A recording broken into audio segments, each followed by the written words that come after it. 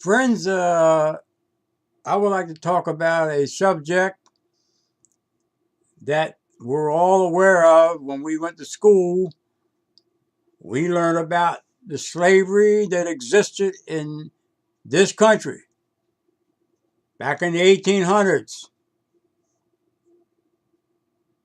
where slavery was rampant in the South. Okay? We would call them evil slave owners. They used chains, whippings, pick cotton, no pay, and every kind of mean activity that the slave owners had against black people back in them days of slavery. They were evil slave owners. But now here today, we also have not evil slave owners, but nice slave owners. Yes, I said nice. Can there be such thing as a nice slave owner? Yes, it can be if you compare it with the evil things that went on back in the 1800s. But today you have nice slave owners. You do. And it starts in Warwick, New York, or Brooklyn, New York, wherever they are at today. Now, back in the days of picking cotton, people were chained, made to work from sunup to sunset because they were owned like property by the slave owners, the wicked, evil slave owners. And they controlled the people from sunup to sunset. That's what they did. Okay, the question comes up, well, what are you getting to? Well, this is what I'm getting to. Today, you have in Brooklyn, New York, nice slave owners. For example, when the Watchtower Corporation has control of 8 million people and got them hypnotized or something that will drive them to give up their jobs, their homes, to go and build buildings for the nice slave owners, which is the governing body in New York. And of all the medicated gall, the people volunteer to be slaves. They volunteer to be slaves. They'll go up to Warwick, New York, and build a mansion for the good slave owners called the governing body. They will give up all the jobs they have or take vacations off their regular job to flow up into New York as volunteer workers. No pay. No pay. To build this bunker that the Watchtower is trying to build. Now, while these poor zombies will flee to New York and build this mansion for these old roosters sitting in New York, because they're supposed to be the child of God, and they work for nothing. Now, okay, you might say, well, what's wrong with that? Well, there's plenty wrong with it. While they are in Warwick building this bunker mansion, paradise, earth, they get no pay. In fact, they got to bring their campers. They have to have mobile homes brought in for them to sleep at and stay at until they have finished this complex. Now the Watchtower don't pay nothing. Nothing. The slaves consider it a privilege to be a slave. They pay for everything while they are there. Well, now they come and go. Some come back home, but others take their place. To be a willing slave for this Watchtower Corporation, a book publishing company. Now, can you imagine you going to help somebody build something and you pay all the bills? You pay for the portable toilets, the portable drinking water that's shipped there. You pay for the home, the mobile home that you are sleeping in at night. You pay for it. Watchtower don't pay nothing. Can you imagine that? No, they're not getting beat like the poor people back in the old days. They're not getting beat. They just have what you call freedom. And the poor people back in them old days, they had nothing. They didn't have no freedom, nothing. They were beat. They were done everything to. And we consider them evil slave owners. But let's stick up here in Brooklyn or Warwick, wherever you want to call it. They are nice slave owners. They don't beat.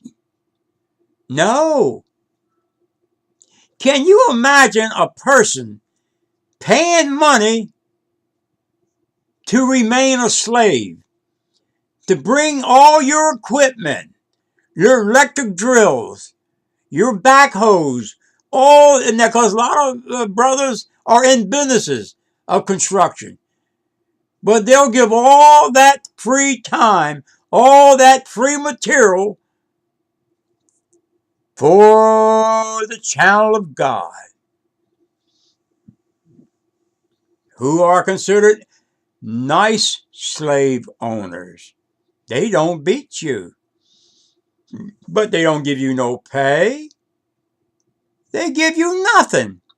You spent your hard-earned money to even get there by a truck or by a car, or even if you flew there. Whatever way you got there, you paid for it, which means you are paying to be a slave. Who ever heard of such nonsense? Paying to be a slave. See? The Watchtower has always done that. We need volunteers. You've heard it all. Where the need is greater. You've heard that too. But we have need of loving brothers to come here in Warwick and build this paradise for Jehovah, where his people, his representatives, his governing body can keep the work of God going, being a witness to all the countries in the world, Jehovah's righteous name. That's what they say. See? Now, it's nothing wrong with volunteer if you're in your church to build something to help the church out. There's nothing wrong with that. But how can you pay the large amount of money that it takes you to go way up to New York and be a slave with your experience of being an electrician, a plumber, an engineer? You're giving that expertise to the Watchtower, and they don't even pay you nothing. In fact, I don't even know if their meals are sent in by the Watchtower. I doubt it. But if they have to pay for toilets, running water, drinking water, they also have to pay for their food too. Who ever heard of such nonsense? That is slavery beyond comprehension. It puzzles me how one can take off a month or even 2 months to go way up to New York and be a volunteer worker. Well, I don't know if the Watchtower calls them volunteer workers or slaves. I don't know which one they use. But they're volunteer to go, that's for sure. They're not forced to go, but when they ask for volunteers, you know, they're going to volunteer because they want to look good in front of the governing body. See,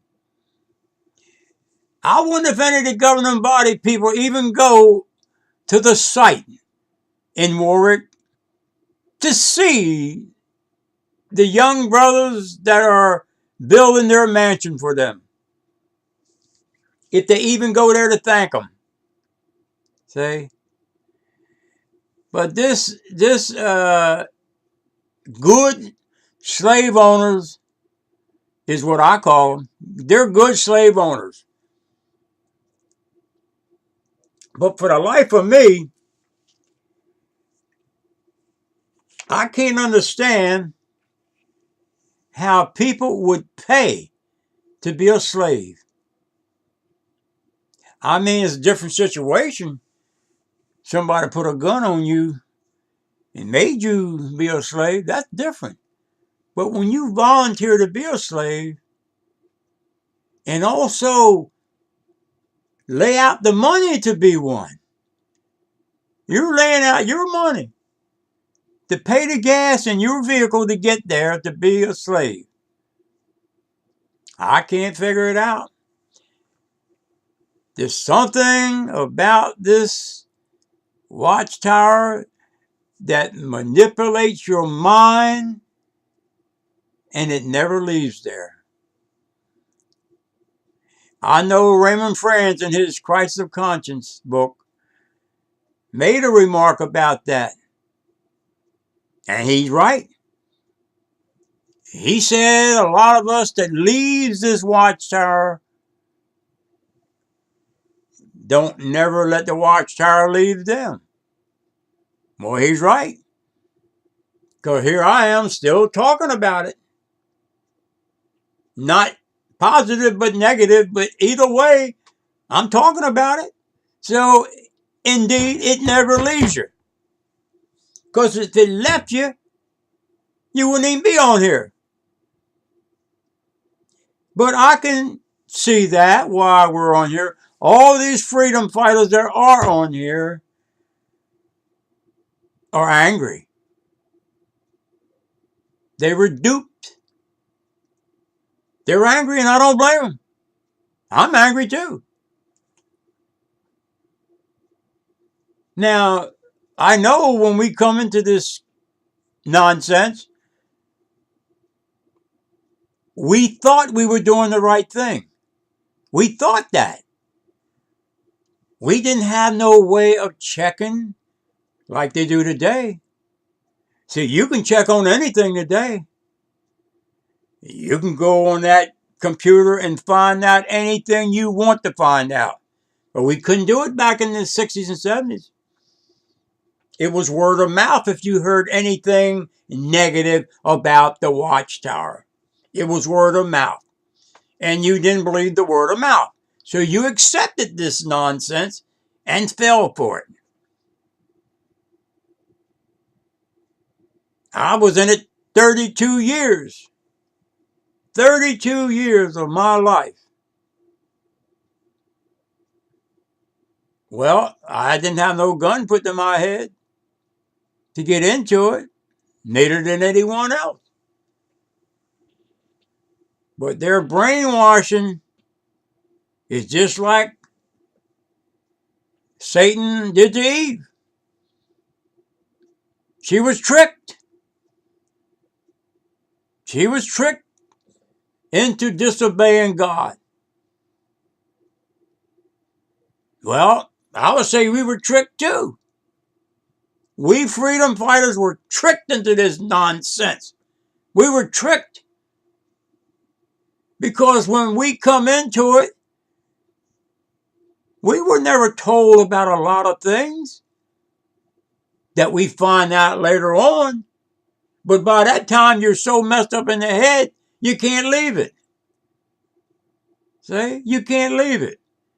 Because you done gave up all your friends out there in the world.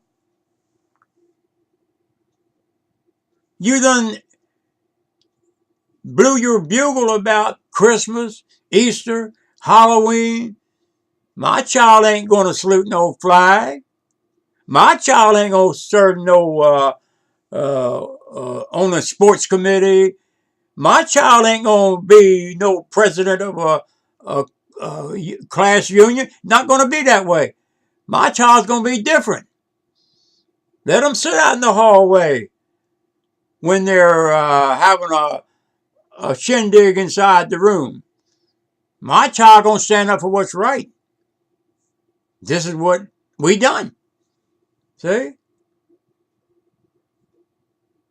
We wouldn't let our children stand for saluting the flag.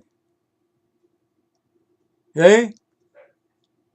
Not saluting the flag, and yet that flag has guaranteed the Watchtower the freedom to spew out their nonsense. That flag has given them the right to go out and knock on somebody's door and run this country down.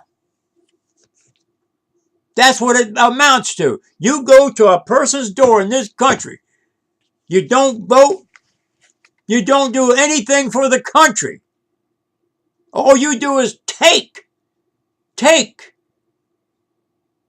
And you're even getting money from United Way because you're a non-charitable organization. Can you imagine that? Getting money from the United Way. This is sickening. But they do it. They do it.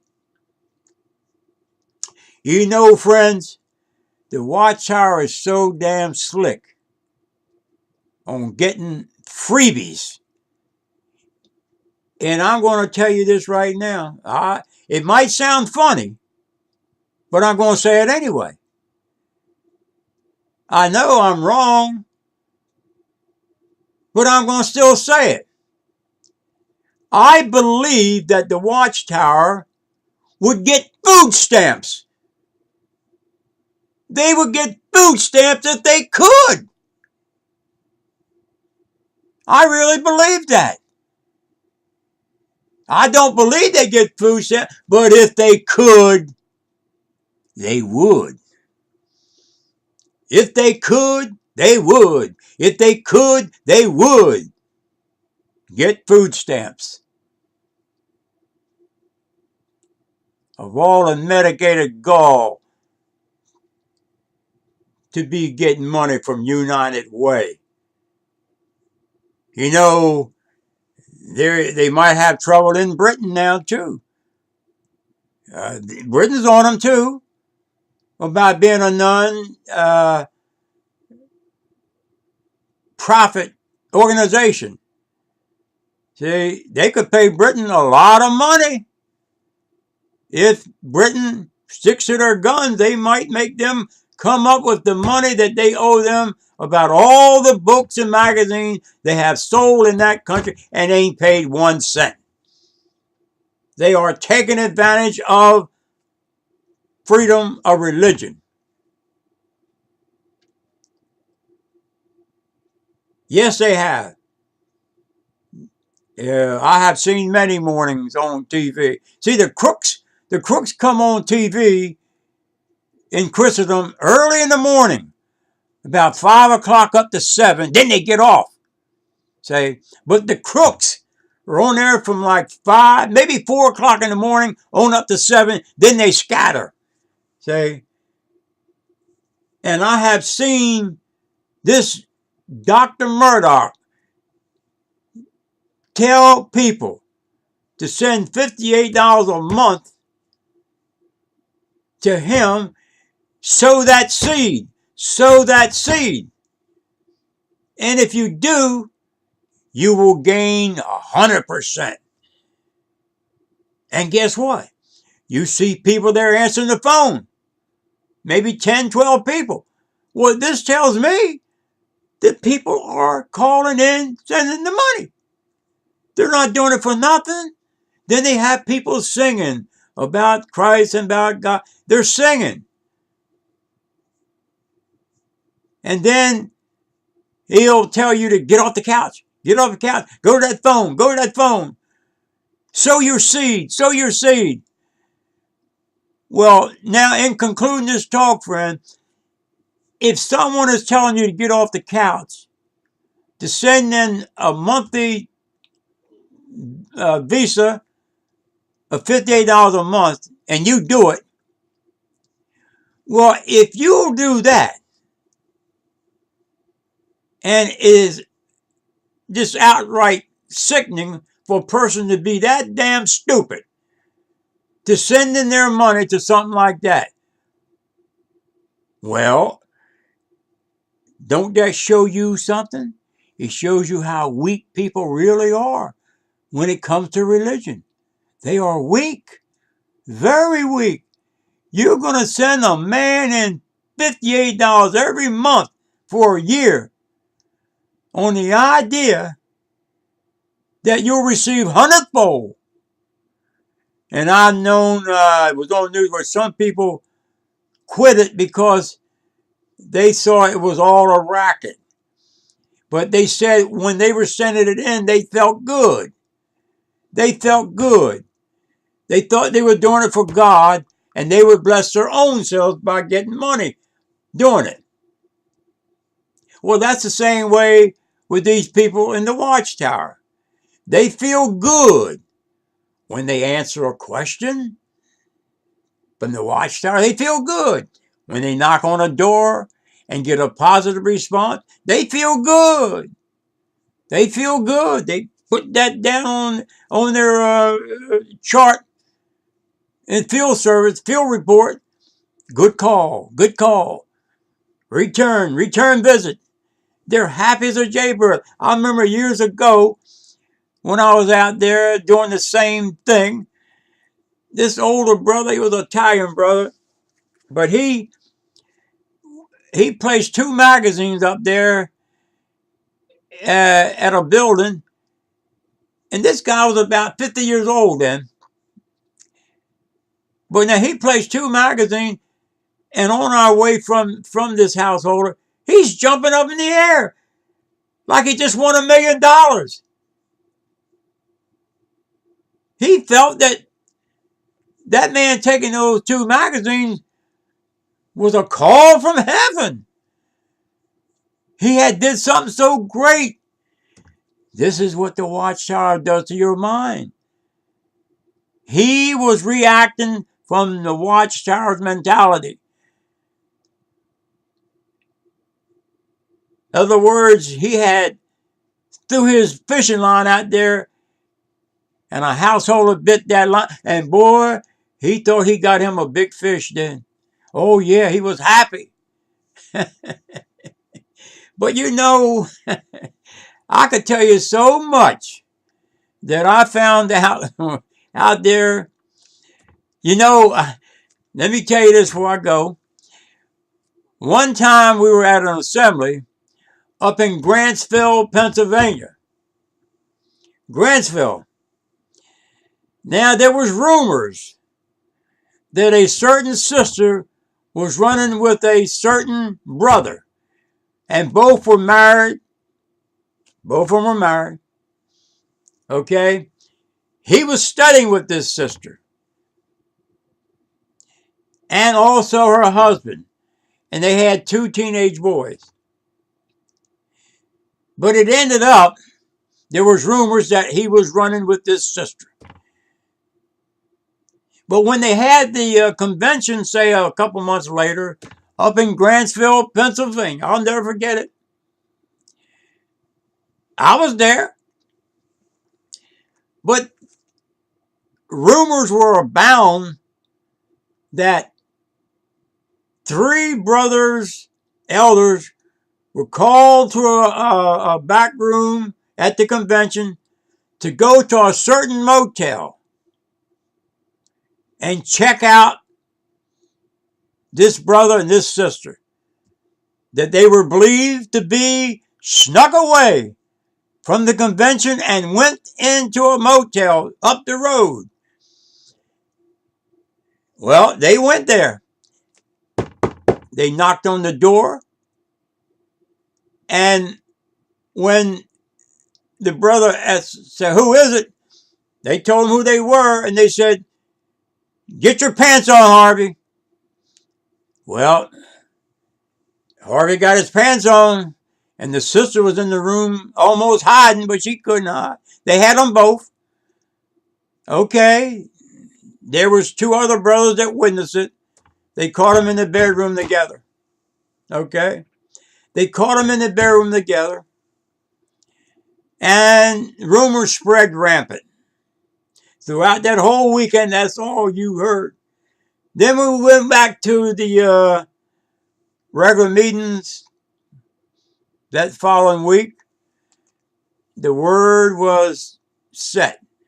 They both were disfellowshipped. Okay?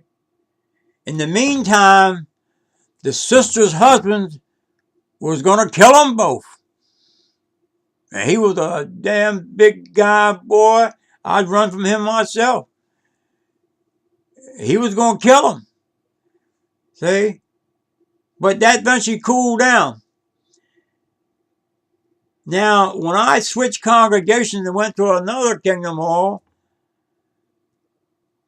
about a year later, up in Philadelphia, Veterans Stadium, me and my wife was up there for the convention, and I was walking by, me and my wife, we saw these 2 people, the sister and brother. And I spoke to him. They spoke back. They were reinstated. And now they were married to each other. Within a year or maybe a year and a half. I don't know how long it was, but it wasn't that long. They had divorced their mates and married each other. You know, you couldn't get away with that even out here in the world. But they did. They did. And they were in good standing after that. That's a true story, friends. And I'm going to tell a few more before I slow down. I got more I can tell you. And but as for now, I'm going to cut this one off. And I'm going to say good night. God bless. And hang in there, freedom fighters. Tell all your so-called apostates to please start calling yourselves freedom fighters.